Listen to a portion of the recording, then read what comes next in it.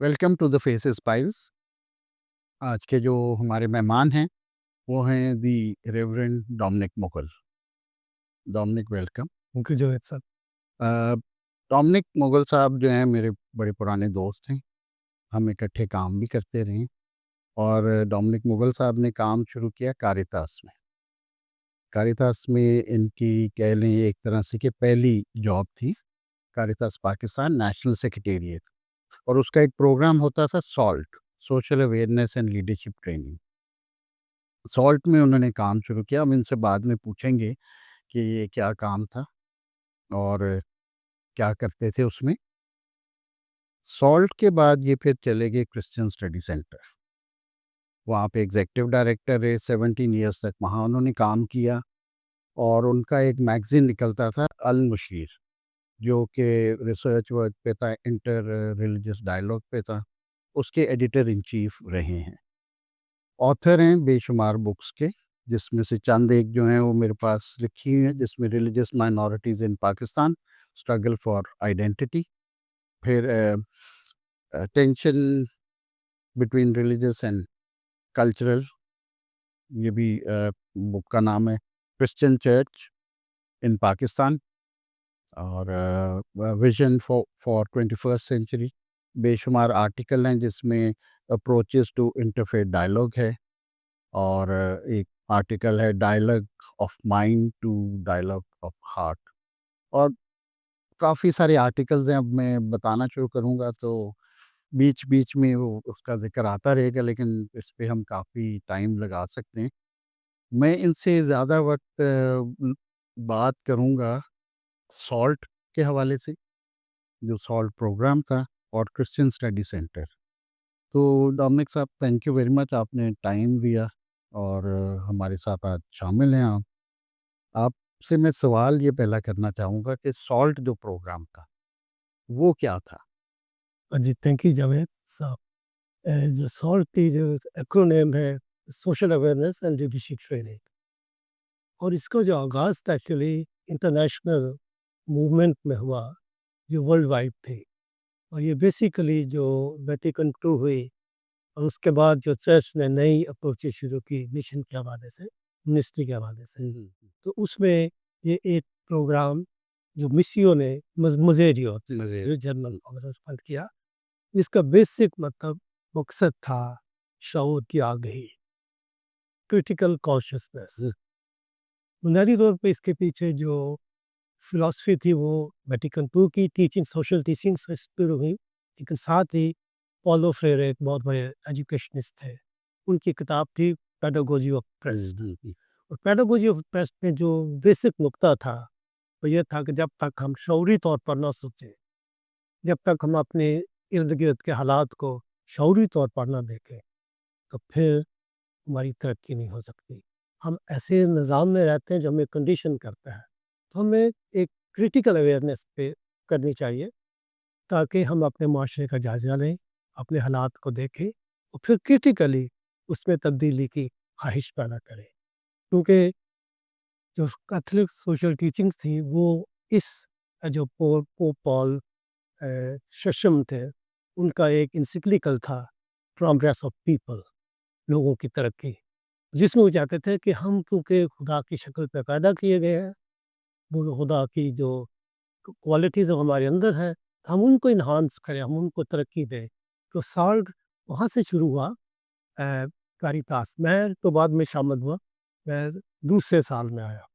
इससे पहले इस प्रोग्राम को जो लीड करते थे वो मतलब रीश मैसी साहब, एक साथ जो आप कैन फर्नांडो साहब थे कराची से, फिर हमारे एक और कलीग थे वो ऐसे जल्दी चले गए, नेमत मैसी साहब।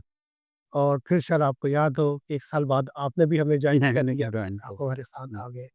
तो बेसिकली हम जाके लोगों को शऊर की आगही के, और जो हमारी हमारे मुआशरे की वो चीज़ें जो ह्यूमन डिग्निटी को कम करती थी, और जो चीज़ें ह्यूमन डिग्निटी को बढ़ा सकती थी, उसको वैल्यू दे सकती थी, उनको माशरे के साथ शेयर करते थे। प्रोसेस जो था, जो हमारी मेथोडोलॉजी थी, वो ये था रिफ्लेक्शन, एक्शन, रिफ्लेक्शन। बेसिकली हम अपना जो उसको टेक्निकल टर्म में कहते हैं प्रैक्टिस के हम अपने पहले रिफ्लेक्ट करने का हमारे उधर से क्या हो रहा है और यहाँ हम उसको चेंज करना चाहते हैं, तो फिर हमें कोई एक्शन प्लान बनाना चाहिए। जब हम एक्शन प्लान बना लें तो फिर दोबारा उस पर रिफ्लेक्ट करें, जो हमने किया है क्या वो रिजल्ट दे रहा है, यहाँ हमें तब्दीली की ज़रूरत है।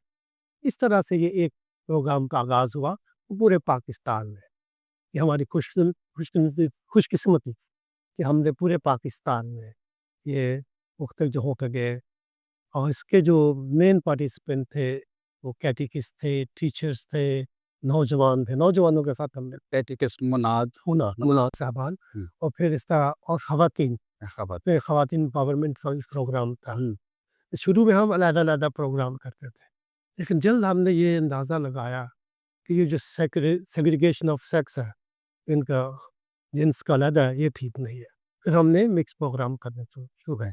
शुरू में इसकी बहुत मुखालफत हुई जैसे होती है, लेकिन शुक्र है खुदा का कि फिर इसको एक्सेप्टेंस मिली कुछ सालों के बाद। लेकिन ये एक चैलेंज था हमारे लिए। बड़ा काम किया आपने उन सालों में, मेरा ख़्याल तो 4-5 साल का ये प्रोजेक्ट था। जी। इसमें से 4 साल तो आपने काम मैं 3 साल का 3 साल आपने काम हाँ, वो हाँ, मेरा ख़्याल है। लेकिन ये 4-5 साल का प्रोजेक्ट, वो ये बड़ा काम किया। जो मैं समझता हूँ मेरे लिए, क्योंकि मैं अभी ग्रेजुएशन करके आया था, मैंने बीए किया था। तो ये ने इसने मुझे बहुत सारी चीज़ें सिखाई, क्योंकि हम जब स्कूल में, कॉलेज में रहते हैं तो हम आम लोगों से कटे हैं और ये ग्रास रूट लेवल का प्रोग्राम था, आम लोगों के साथ था। तो ज़्यादातर हम उर्दू में बात करते थे। वहाँ जो लोग थे उनके जो लिंगुआ फ्रैंका था वो पंजाबी थी।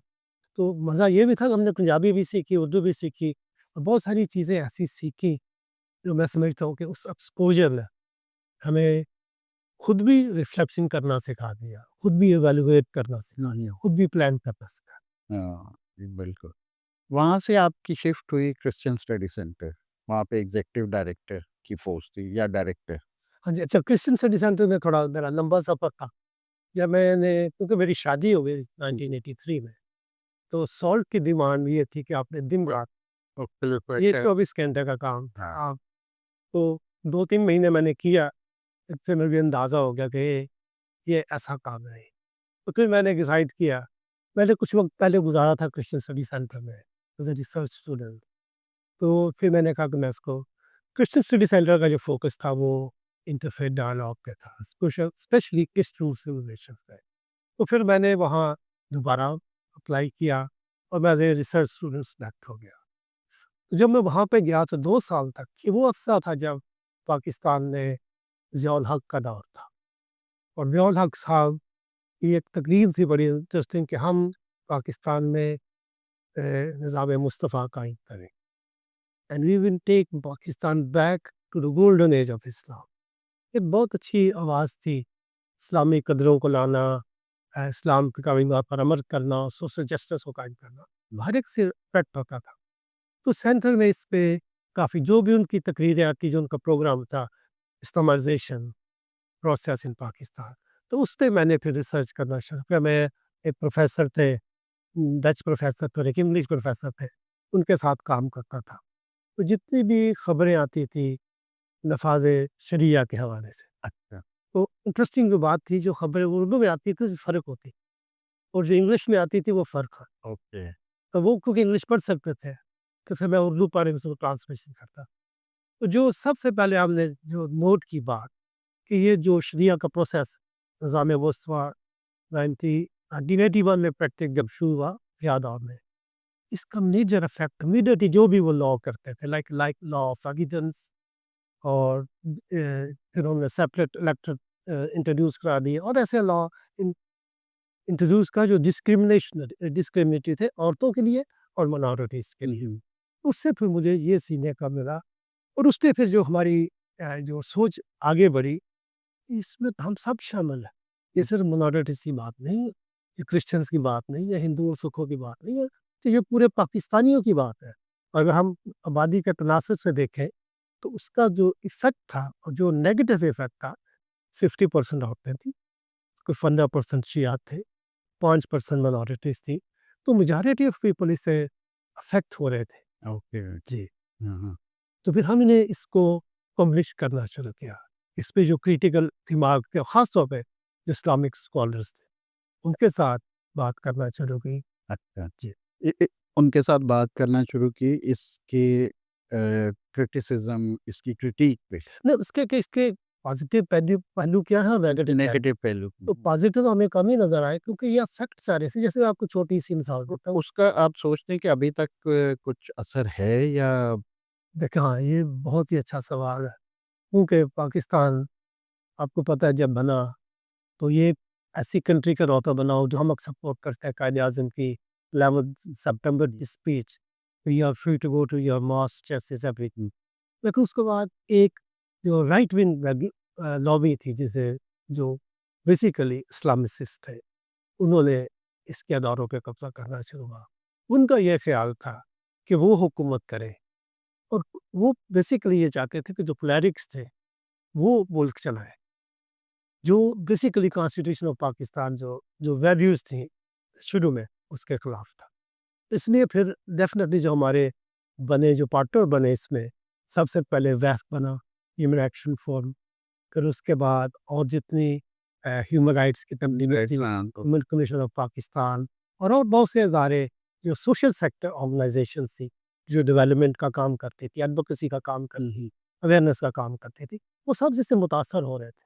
इसलिए हमारी एक नेचुरल अलायंस बन गई उन लोगों के साथ, जो इन इन लॉज़ के जो नेगेटिव इम्पैक्ट थे मेजॉरिटी ऊपर, उनके लिए आवाज़ उठाना चाहते थे, और उनके लिए अल्टरनेटिव पेश करना चाहते थे। और वो कोई इस्लाम से बाहर नहीं था, वो भी इस्लाम के साथ था, क्योंकि एक पर्टिकुलर शरीयत जो यहाँ नाफिज़ करना चाहते थे, वो एक ख़ास च तब तबका की थी, ख़ास मकतबा फ़िक्र। बिल्कुल, बिल्कुल। एक ख़ास बिल्कुल। और वो मिनॉरिटी की थी, जिससे पूरी मेजॉरिटी, पूरे मुल्क से लोग मुतासर हो रहे थे। उससे हम माँग ही पैदा नहीं हुई। तो फिर उसमें जो आपने मेरी किताब का हवाला दिया है, 20 minority in Pakistan struggle for identity, तो पहली दफ़ा जब जॉइंट इलेक्टेड उन्होंने इंट्रोड्यूस कराया, तो वो तो ये देखना शुरू हो गए कि हम तो सेकंड क्लास सिटीज़न बन गए, और ख़वातीन भी महसूस करना शुरू हो गए, हम तो, हमारी गवाही आदी हो गई है। बल्कि बड़ी इंटरेस्टिंग स्टोरी अगर आप इजाज़त दें तो, हाँ, हाँ, बिल्कुल, बिल्कुल, ज़रूर। यहीं लाहौर मॉल पे एक बहुत बड़ा हो रहा था जलसा वहाँ, और सारे लोग प्रोटेस्ट कर रहे थे। काफ़ी बड़ा ग्रुप था, हम भी दिल्ली से आए थे, मुल्तान से। तो वहाँ पे जब उन्होंने शहादत नाफ़िज़ किया, इस पे बेसिक था कि औरत की गवाही मर्द से आदी। आदि है। ऐसा प्रोटेस्ट कर रहे थे, एक बड़ी लंबी चौड़ी औरत थी, तो उसने एक पोस्टर उठाया हुआ था कि हाँ, मैं आदी हूँ। तो उसको लोग देखते थे, हँसते भी थे, लेकिन वो एक बहुत अच्छा जो सिंबल बन गया, कि इसकी जो इम्प्लीकेशन थी ये थी।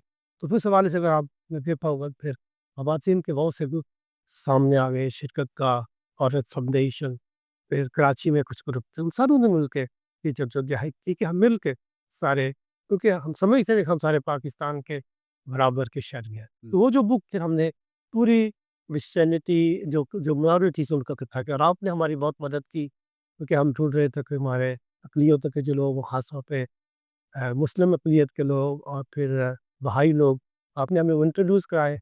ज़फ़र मलिक साहब थे, डॉक्टर आफ़ाक़ी साहब थे, तो वो लोग भी आए, वो सब शामिल हो। इस किताब में अगर आप देखें, तो हमने एक किताब के आखिर में हमने एक रेज़ोल्यूशन लिखा, हाँ। सब ने मिलके, पूरी माइनॉरिटीज़ की तरफ से।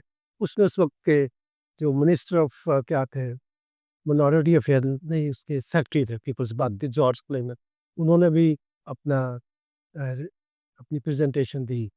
तो पूरी एक आवाज़ हमने उठाई। ये सारी जो नेशनल प्रेस थे, बड़े-बड़े अखबार के, डॉन ने, जंग ने, नवाए वक़्त, इन सब ने उसको कोट किया। तो एक वहाँ से भी आवाज़ निकली कि हमें अपने राइट्स के लिए खड़ा हो। अच्छा, डोमिनिक साहब, थोड़ा-सा वापस लेके जाऊँगा मैं कि जो आपने दिया पहले ब्रीफिंग दी सॉल्ट के बाद, जी। और वो एक सोशल सेक्टर का प्रोग्राम था, और सोशल सेक्टर, अब फिर आप बाहर चले गए पढ़ने, काफ़ी अरसा बाहर रहे, फिर वहीं पे काम भी किया, ये एक नया एक्सपीरियंस था आपके लिए। फिर आप पाकिस्तान आते जाते रहे, यहाँ भी काम करते रहे। तो आपने क्या फ़र्क महसूस किया सोशल सेक्टर में, क्या तब्दीलियाँ आ गई हैं? और क्या हमें वापस सॉल्ट की तरफ जाने की ज़रूरत है या कोई और स्ट्रैटेजी अपनाने की ज़रूरत है? अच्छा, ये जैसे कहते हैं कि हर चीज़ का एक वक़्त होता है, हुँ, हुँ। Every moment is of its time. Salt भी अपने वक़्त का, उसने अपने वक़्त में बहुत अच्छा काम किया, बहुत अच्छा काम। बाकी जो कॉन्सेप्ट है बेसिक सॉल्ट का वो तो रहेगा, वो तो चलता रहेगा। लेकिन अब क्योंकि हम देखें 2025 में है, साल शुरू हुआ था 1982 में। नहीं, बिल्कुल। तो दुनिया बहुत बदल गई, चीज़ें बहुत बदली। उसके हवाले से हमें फिर एक नए दौर में इसको देखना होगा, बल्कि जो इसकी जो फिर बेसिक फिलॉसफी थी ना सॉल्ट की, कि एक्शन, रिफ्लेक्शन, एक्शन, हाँ, हाँ। वो यही थी। और हमें जुमला भी तब इस्तेमाल किया करते थे कि मतवाकर बदलते रहो, रिवाज, समाज और लिबास बिना वजह का। याद है आपको? तो ये मैं कहता हूँ कि इट वाज़ उस टाइम का वो प्रोग्राम था हुँ, हुँ। और उसमें बहुत चीज़ें जो शुरू हुई अच्छी थी। लेकिन एक बात हमें ज़हन में रखनी चाहिए, कि सॉल्ट के पीछे एक थियोलॉजिकल मूवमेंट थी। ठीक है। हुँ। और वो बात ये थी कि वेटिकन II से पहले जो चर्च था, उसका ज़्यादा फ़ोकस जो था, वो स्पिरिचुअलिटी का था। वो बॉडी और सोल की सेग्रीगेशन करते थे। हुँ, हुँ। बेसिक कॉन्सेप्ट ये था कि ये दुनिया जैसी है वैसी ही रहने दें, we should try to save our soul, don't worry about your body, you will get pie in the sky. ये था। सॉल्ट ने आगे कहा कि नहीं, हमें दोनों बातों को, कि जिस्म और रूह, ये दोनों एक है। सो रूह और जिस्म से मिल के इंसान बनता है। हाँ, हाँ। तो इसलिए ये दोनों जो चीज़ें हैं, इस पे एम्फसिस करना चाहिए। सॉल्ट के दौरान क्या हुआ, अब हम जब रेट्रोस्पेक्टिव में जाते हैं, देखते हैं तो क्या, उस वक़्त हमने जो ज़्यादा ज़ोर था सोशल एक्शन पे देना शुरू कर दिया और वो टू मच सोशल एक्शन का प्रोग्राम बन गया। उसमें जो थियोलॉजिकल स्पिरिचुअलिटी कांसेप्ट था, वो कम हो गया। लेकिन फिर जब अ, दोबारा इसके ऊपर लोगों ने सोचना शुरू किया, तो अब कुछ लोग फिर उसी तरफ जा रहे हैं कि जो पहले एक डिकोटोमी थी, हुँ, हुँ। कि जो separation of spirit and body, अब कुछ लोग, मैं आई कैन बी, मेरी ज़ाती पोज़ीशन है, तो वो फिर दोबारा सोल की तरफ जाने की कोशिश कर रहे हैं और बॉडी को अंडरमाइन। मेरा अपना नज़रिया है, जो मैं समझता हूँ, अगर बिब्लिकल टीचिंग को दिया जाए, तो हमें दोनों, जिस्म और रूह जो है, ये मिल के इंसान बनता है। तो इसलिए हमारा फ़ोकस रूह पे भी होना चाहिए, जिस्म पे भी होना चाहिए, लेकिन उससे बढ़ के इंसान पे होना चाहिए। हाँ, हाँ। और उस इंसान पे जो आज 225 में रहता है। हुँ, हुँ। अब आप देखें, हम ये बात किस तरह सॉल्ट में तो हमें कभी ये ऐसी चीज़ें, किस तरह के हम प्रोग्राम कब कर रिकॉर्ड करके लोगों को भेज सके। वहाँ तो हमारे पास भी काम कहते हैं ग्रुप मीडिया, हाँ। ग्रुप मीडिया चलता है। अब मीडिया बदल गया, तो इसलिए ये इम्पोर्टेंट है कि हम वक्त के साथ हम खुद भी बदलें और बैलेंस रखें। ये बैलेंस जो है ना, रूह और जिस्म के दरमियान बहुत ज़रूरी है। तो आजकल सोशल सेक्टर से क्या आप आपका क्या ख़्याल है, क्या मिसिंग है? सोशल सेक्टर में जो मिसिंग है, ये मुश्किल सवाल है ये, लेकिन मेरे ख्याल में ये बैलेंस होना है जिसकी बात कर रहा हूँ। ये दोनों चीज़ों को बैलेंस करना होता है, ये बड़ा इम्पोर्टेंट है। और एक चीज़ जो मैं समझता हूँ, ऑब्जेक्टिविटी, जो मैंने आपने बात की, जो मैंने स्टडी की, मैंने पहले 80 से एशियन सोशल इंस्टीट्यूट से स्टडी की, फिर मैंने एडिनबर्ग यूनिवर्सिटी से स्टडी की और फिर मैंने लीड्स यूनिवर्सिटी से ये सारी पोस्ट ग्रेजुएट स्टडीज़ की। तो एक बात जो वहाँ सीखी कि ऑब्जेक्टिविटी बड़ी इम्पोर्टेंट होती है, कि हम चीज़ों में बैलेंस देखें, बैलेंस रखें। सिर्फ एक ही साइड को, जैसे मैंने कहा, जब हम सॉल्ट में थे तो सोशल एक्शन पे ज़्यादा ज़ोर हुँ, देते हुँ। हैं, फिर वक्त आया कुछ लोग उसी साइड पे चले गए।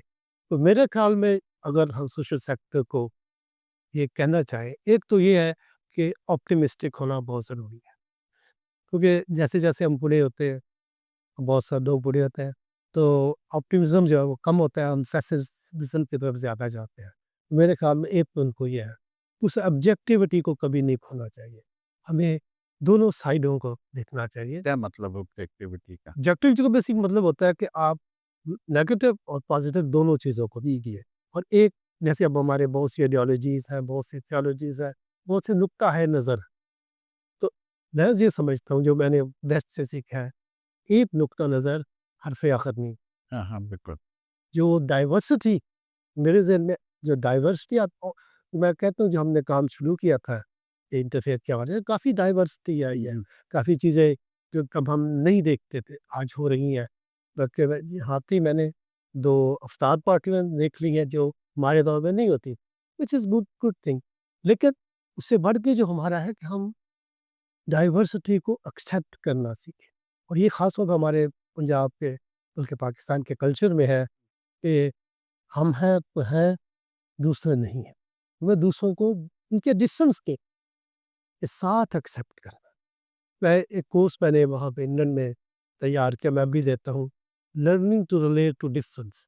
हमें ये सीखना है कि हम डिफरेंस से भी रिलेट कर सकें, learning to relate it to difference. To different. हाँ जी, लेकिन अब मैं और आप बैठ के बातें करें, कोई हम काफ़ी चीज़ें हमारी मिलती हैं, लेकिन उनसे भी हमें बैठना है जिनसे हमारी सोच नहीं मिलती, जिनसे हमारे रिवाज नहीं मिलते, जिनसे हमारी कदरें नहीं मिलती। कि ये जो डाइवर्सिटी का जैसे कहते हैं, ये दुनिया डाइवर्स है, खुदा ने ये दुनिया बनाई है, इसमें हर तरह के लोग हैं। बल्कि वो कुरान शरीफ एक बड़ी अच्छी बात है कि खुदा ने मुख्तलिफ कबीले और ये वो बनाए ताकि वो एक दूसरे को पहचान सकें। हाँ, हाँ। इसलिए हमें भी ये बात है कि खुदा ने एक जैसा सब कुछ नहीं बना दिया, पूरी कायनात डाइवर्सिटी पे मबनी है। हमें इस सोच को डाइवर्सिटी लेकिन इंटरकनेक्टिविटी। ज़ाहिर है, अगर वो इंटरटेक्टिविटी नहीं होगी तो फिर हम रिलेट नहीं कर सकते। फिर रिलेट नहीं कर प्रॉब्लम ये होता है कि फिर हम वो इस्तेमाल करते हैं, बाहर भी अपनी डेली की मस्जिद बना लेता है, हाँ, तो कहता है नहीं यहाँ नहीं। ये मैंने पिछले दिनों ये एक्सपीरियंस किया। सही। ये लाइक माइंडेड ग्रुप है तो उसको अलग कर दें, मतलब अलग कर दें। अच्छा, लाइक माइंडेड ग्रुप अलग अलग है। जो नॉन लाइक माइंडेड ग्रुप है वो अलग है और लाइक माइंडेड अलग है। मतलब अजीब मुझे तो कॉन्सेप्ट ये लगा। नहीं, वो यही है कि क्योंकि क्योंकि आप उनसे एग्री नहीं करते या वो आपसे एग्री नहीं करते, तो फिर उनको निकाल दें। हाँ, फिर हमारी दुनिया का दुनिया यही है। हाँ, देखिए, मैं समझता हूँ कि जो डाइवर्सिटी इन यूनिटी है ना, ये हुँ, कॉन्सेप्ट हमें ज़हन में रखना हाँ, चाहिए कि जो हर एक जिसका जो है वो रहे, लेकिन कुछ हमारी बेसिक कदरें ऐसी होनी चाहिए जिसमें हम सब, बिल्कुल। वो ये है कि एहतराम इंसानियत, हमें सबका एहतराम, हर एक की जो सिक्योरिटी है वो सबका हो, किसी की प्रॉपर्टी को नुकसान ना पहुँचाया जाए, हर एक की जो आरा है उसका एहतराम किया जाए। सबसे बड़ी चीज़ कंपैशन है। हाँ, मैं आपको एक और अपनी बात बताऊँ जो मैंने साल्ट में हम करते थे और हमने नहीं की, हमने सीखा कि ये नहीं करना। तो उसमें हम बड़े धांसू तरीके से, धांसू पे अभी जवान थे, ये ज़ाहिर है सब हमारी हुँ, थी कि अपने जो हमारे जो हमारे ज़हन में बात आ गई है ना, ला ला ला ला करके, शायद आपको याद होगा, आप मुझे हमें अक्सर सुनाते हैं। बहुत कुछ याद है मुझे। ये वो कहानी जो जो मैंने बाइबल को कोट कर हुआ, आज है? बिल्कुल। हाँ, तो वो अगर सुनाना चाहें तो सुना दें, मुझे कोई इतराज़ अच्छा नहीं, वो कहानी ऐसी है कि मेरा ही गाँव था फातिमापुर, वहाँ हुँ, है, तो वहाँ मैं सेशन ले रहा था। तो बेसिकली सोशल जस्टिस की हम बात करें कि जो इंसाफ है, वो अगर किसी पे जो कोई ज़ुल्म करता है, तो उसका भी हक है कि उसको रोके। हुँ, जैसे कहते हैं कि उसको पहले हाथ से रोके, हाथ से ना रोके तो ज़ुबान से रोके। पॉइंट मेरा ये था कि जब कुछ ज़ुल्म हो रहा है, तो जो सह रहा है, उसका भी कसूर है, उसको उसके खिलाफ बोलना चाहिए। तो मैंने ऐसे ही कह दिया कि कलाम मुक़द्दस में ये लिखा है कि जुल्म सहने वाला और जुल्म करने वाला दोनों गुनाह। हुँ, अब सच्चाई की बात तो ये है कि ये वहाँ नहीं, वहाँ पे पादी साहबान बैठे हुए थे। उन्होंने जैसे ये सुना, क्योंकि वो तो हाफ़िज़ होते हैं इन चीज़ों हाँ, के, हाँ, बिल्कुल। उनके पास बाइबल से जिसके साथ ज़िप होती है, उन्होंने करके ना खोल ली। बताइए जी, वहाँ लिखा। हाँ, मैं भी उधर था, सब थे, फँस गए थे। और फिर मैंने फिर ये कह के उनसे जान छुड़ाई कि इस वक़्त मुझे नहीं याद, फिर आइंदा आपको बताएँगे। हाँ, तो सर एक और मुझे वाक़या याद आ रहा है इस पे आपका। तो ख़वातीन के साथ प्रोग्राम था, विमेन एमेंसिपेशन पे, तो ख़वातीन ज़्यादा ही एमेंसिपेटेड हो गईं, ज़्यादा ही आज़ाद हो गईं। और उन्होंने अगले दिन जाके कहा कि मतलब शाम को प्रोग्राम से गईं तो कहा कि हम खाना-शाना नहीं बनाते, आप आज़ाद होती। तो सुबह वो गाँव के सारे लोग अपनी डांगे-सांगे ले से आ गए, "ये कड्डो बंदा केड़ा है, मैं असीं तो लत्तां तोड़ देंगे।" भी हम वो इतनी बैलेंस नहीं था। हाँ, नहीं वो यही कह रहे थे साडियाँ बुढ़ियाँ ਨੂੰ बागी का खाने या बिल्कुल, ये बहुत अच्छी मिसाल आपने दी है, क्योंकि हम ये समझते हैं कि एमेंसिपेशन होनी चाहिए, लेकिन प्रोसेस के। प्रोसेस। और ये अभी एक और जो आपने खैर ये सोशल सेक्टर यहाँ ये मौजूद नहीं है। ये मैं कह रहा हूँ, ये निकल हम प्रोसेस को जो है ना, हम हमेशा एंड रिजल्ट पे जाते हैं। ये जो ट्रांसफ़ॉर्मेशन है, जो तरक्की का है ना, इट्स अ प्रोसेस। ये एक दिन में नहीं होता। ये इस वक़्त के साथ-साथ चलता है, फिर हमें लोगों को साथ लेके चलना है। अब यही बात जो हमने की थी, कि भी अगर आप वाक़ई है ना आपको मैं रोटियाँ पकाऊँ, अब या हम उनके ख़ामदों को भी साथ लेके चलते हैं। हाँ। हालाँकि कल्चर का तो ये बिल्कुल ही गलत था, खिलाफ था, हमने बात कर दी क्योंकि याद है हमने एक ट्रेनिंग की जो कोई फ़िलीपीन से फ़ादर साहब आए थे हाँ, देखने। बिल्कुल, बिल्कुल वो फ़िलीपीन से फ़ादर साहब आए हैं। तो ऐसी चीज़ें हैं, तो सोशल एक्शन में भी अभी भी बात है, ये जो क्रिटिकल थिंकिंग है वो जारी रहना चाहिए। हाँ, हाँ। एक्शन रिफ्लेक्शन एक्शन का प्रोसेस जारी रहना चाहिए और अपने आप को वक़्त के तकाज़ों के मुताबिक हमें बदलते रहना। वो जो आप जिनकी ज़िक्र कर रहे हैं ना फ़िलीपीन से आए थे, उससे तो उनका सामान गुम गया। फिर उन्होंने पहले तो 1-2 दिन वही कपड़े पहने रखे, फिर हमने उनको उधार ले लेके अगर आपको याद चेहरे-पन आए कि बस कर अब ये। हाँ, लोगों को वो एंटी सोशल थे। बिल्कुल, बिल्कुल। अच्छा, इंटरफ़ेथ डायलॉग पे मेरा ख़्याल क्रिश्चियन स्टडी सेंटर ने बुनियाद डाली पाकिस्तान में इंटरफ़ेथ डायलॉग, और अल मुशीर ने बहुत इस पे काम किया, बड़े आर्टिकल्स उसमें आए, बड़े काफ़ी चीज़ें थी उसमें सामने आईं, और आपने बड़ा कलीदी किरदार अदा किया उसमें। तो उस वक़्त का इंटरफ़ेथ डायलॉग और आज जो आप कह रहे हैं कि जी 2 अफ्तारियों पे मैं इनवाइटेड था, क्या महसूस किया कि फ़र्क क्या है, चेंज क्या है, ट्रांसफ़ॉर्मेशन आई है, क्या आई है? जी, जुएल साहब जो आपने ये स्टडी सेंटर की लिस्टिक है, ये काम के हवाले से बात की है। क्रिश्चियन स्टडी सेंटर 1967 में बना और उनका मेन जो फ़ोकस था कि पाकिस्तान में रहते हुए अगर हमने एज़ ए क्रिश्चियन रहना तो हमें अपने जो मेन रिलीजन है उससे वाक़फ़ियत होनी चाहिए। तो वो इस्लामिक स्टडी का एक प्रोग्राम उन्होंने शुरू किया था। अच्छा। और साथ ही आलम बशीर उन्होंने एज़ ए जनरल जारी किया। एकेडमिक ये एकेडमिक सारा प्रोग्राम था। उसमें ज़्यादातर वो लोग आकर रिसर्च करते थे जो ग्रेजुएट या पोस्ट ग्रेजुएट एमए या पीएचडी की डिग्रीज़ करना चाहते थे और इस पे थीसिस करते थे। तो बेसिकली ये एकेडमिक स्टडी से आउट गया। लेकिन साथ-साथ जब मैं गया हूँ, तो मैंने कहा कि हमें अपने आप को कनेक्ट करना चाहिए आम लोगों के साथ। इसीलिए वो जो मेरा आर्टिकल था जिसे हम कहते हैं from dialogue of mind to dialogue of hearts. तो स्टडी सेंटर में पहले डायलॉग ऑफ माइंड पे बहुत रिसर्च होती थी और बहुत अच्छी रिसर्च होती थी। बड़ी-बड़ी पायनियर उन्होंने किताबें लिखी। गाइबल साहब थे, मैथ्यू गाइबल्स हॉलैंड थे। उन्हें पूरा एक इंट्रोडक्शन टू इस्लाम लिखा, क्योंकि वो फिर सेमिनारीज़ में पढ़ाया भी जाता था ख़ास तौर पे गुजरावाला थियोलॉजिकल सेमिनरी में भी और क्राइस्ट स्पीकिंग हुँ, हुँ। सेमिनरी में भी। और उसके साथ-साथ फिर वो जो डिबेट थी उस टाइम में डॉक्टर इसरार अहमद साहब यहाँ आया करते टीवी पे। वो एक और स्कॉलर थे हैरी मिंचेस। फिर उन्होंने उस पे किया, बुक का टाइटल था doctor and the ladies. Women को वो किस तरह डाउनग्रेड करने की कोशिश की जा रही है उस पे। फिर एक तीसरा था रिलीजियस एजुकेशन, क्योंकि उनके दौर में ज़ियाउल हक साहब के दौर में रिलीजियस एजुकेशन को उन्होंने जो सिलेबस था, उसमें उन्होंने बहुत सारा ऐसा मटीरियल डालना शुरू कर दिया, जो तफ़रक़ाबाज़ी था। उनके यहाँ तक कि कुछ स्कूल्स में तो शिया स्टूडेंट अलहदा पढ़ते थे और सुन्नी स्टूडेंट अलहदा पढ़ते थे। अच्छा। तो उन्होंने सिलेबस भी अलहदा कर दिया था। ओहो! तो हमारे एक और स्कॉलर थे, वो भी डच थे, उनका नाम पय्याब कुरान। तो उन्होंने रिलीजियस एजुकेशन इन पाकिस्तान पे भी किया। हुँ, और फिर एक हमारा फेमस होता था व्यूज़ फ्रॉम द कंट्री। उसमें हम जो भी डेवलपमेंट्स हो रही होती थी लॉज़ के हुँ, मुताबिक, हुँ। उस पे अपडेट करते थे। फिर मुख्तलिफ लोग उसे कमेंट करते थे और फिर स्कॉलर्स को इनवाइट करते थे, इस्लामिक स्कॉलर्स, क्रिश्चियन स्कॉलर्स, वो फिर इन पे डिबेट करते थे, देखते थे कि हमारे लिए क्या मौज़ू है। आइडिया यही था कि जो बेस्ट सोच है वो सामने आए, ना कि इम्पोज़िशन ऑफ आइडिया हो, एक डिबेट हो, एक डेमोक्रेटिक सेंटर। तो ये हम करते रहे काफ़ी अरसे तक। लेकिन वो अब मेरे ख़्याल ये मिसिंग है ये चीज़ें। हाँ, इतनी नहीं है, ये इफ़्तारी तो ठीक है, लेकिन मेरा ख़्याल है कि अब ये काफ़ी चीज़ें, इतनी सारी चीज़ें आपने बताई, और अब ये चीज़ें मिसिंग। अच्छा हाँ, ये आपको अगर थोड़ी इजाज़त दें, हाँ, तो इससे जो अगला स्टेज आई, उसमें डॉक्टर चार्ल्स अमजद अली और बिल्कुल। डॉक्टर क्रिश्चियन अमजद अली 2 बहुत बड़े स्कॉलर थे, वो आए। तो उन्होंने कहा ये जो हम कर रहे हैं ये ठीक है, लेकिन we should be connected with the society. बिल्कुल। ये तब टाइम था कि Christian study centre social sector से, सोशल ग्रुप से, सोशल ऑर्गेनाइजेशन से, जो मूवमेंट से, हुँ, ह्यूमन राइट्स के इनसे साथ जुड़ना शुरू हुआ। उस वक़्त में फिर हमने बहुत सारा काम इन बड़े सोशल सेक्टर उस वक़्त इनको एनजीओज़ कहा करते थे, उनके साथ मिलके करना शुरू हुआ। तो ये बड़ा अच्छा चला, बहुत दूर तक लोग उसमें सारे लोग इन्वॉल्व हुए, सेक्टर इन्वॉल्व हुआ। लेकिन साथ-साथ हमने वो जो पहला था डायलॉग ऑफ माइंड वो भी जारी रखा, हाँ, वो भी। वो भी जारी रखा।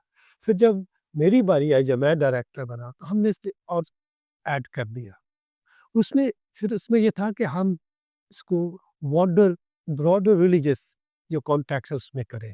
फिर हमने दूसरी मिनॉरिटीज़ को भी इनवाइट करना शुरू किया। लेकिन कोशिश थी कि हम ये साथ-साथ चलते रहें।